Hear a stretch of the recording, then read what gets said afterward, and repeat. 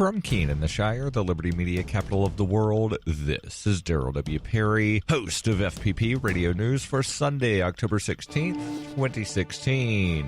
Silver is trading at $17.43 per ounce. Gold is valued at $1,251 per ounce. And according to BitcoinAverage.com, the average price of Bitcoin is $643.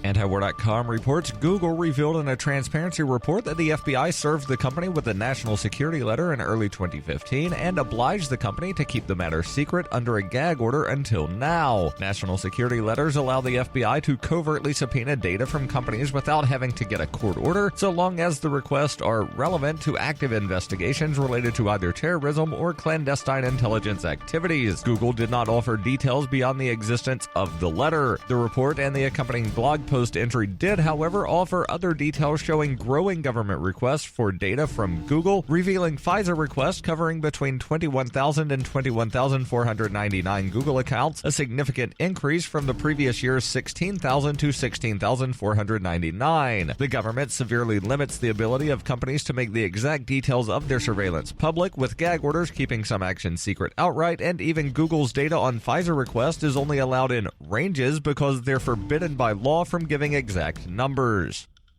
For nearly 40 years, Roberts & Roberts Brokerage has been a trusted source for buying and selling precious metals like gold and silver. They also take Bitcoin for precious metal purchases and have permanently removed the minimum purchase amount for all orders paid in the digital currency. Call Roberts & Roberts today for knowledgeable advice on buying and selling precious metals and a forward-thinking approach to new technologies. 800-874-9760 or visit online at rrbi.co.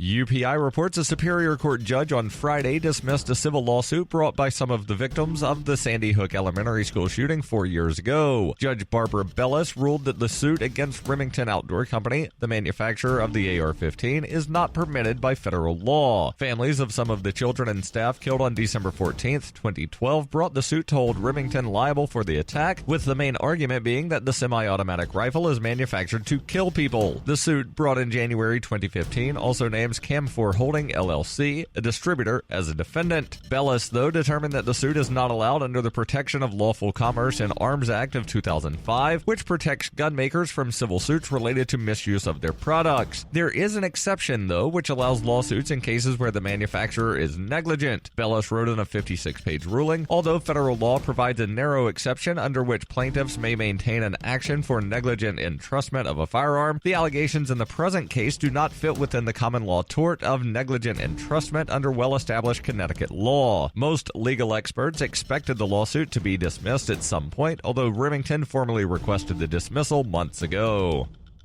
You can support FPP Radio by joining the Fans program. Fans are friends, allies, and numerous supporters. Fans help FPP afford to produce more original content. To learn more or to join the Fans program, visit fans.fppradio.com. That's fans.fppradio.com. Reuters reports Americans traveling to Cuba will be allowed to bring home more of the communist-ruled island's coveted cigars and rum under new measures announced by the U.S. government on Friday to further ease trade, travel, and financial restrictions that have been in place for decades. Cuba welcomed the steps, part of President Obama's efforts to make his historic opening to Cuba irreversible by the time he leaves office in January, but said they did not go far enough. The latest in a series of new rules since the former Cold War foes began normalizing relations in 2014 will allow Cubans to buy certain U.S. consumer goods online, open the door for Cuban pharmaceutical companies to do business in the United States, and let Cubans and Americans do joint medical research. For American travelers, the biggest change is the removal of limits on the amount of rum and cigars they can pack into their luggage, strictly for personal use. National Security Advisor Susan Rice quipped, "You can now celebrate with Cuban rum and Cuban cigars," as she laid out the policy changes in a speech to a Washington think tank. U.S. law still bans general tourism to Cuba, but the administration has used previous regulatory packages to make it easier for Americans to visit the island under 12 officially authorized categories. The latest measures are part of an executive order on Cuba through which Obama seeks to sidestep the Republican-controlled Congress, which has resisted his call to lift Washington's economic embargo after more than 50 years. This has been FPP Radio News, online at fppradio.com.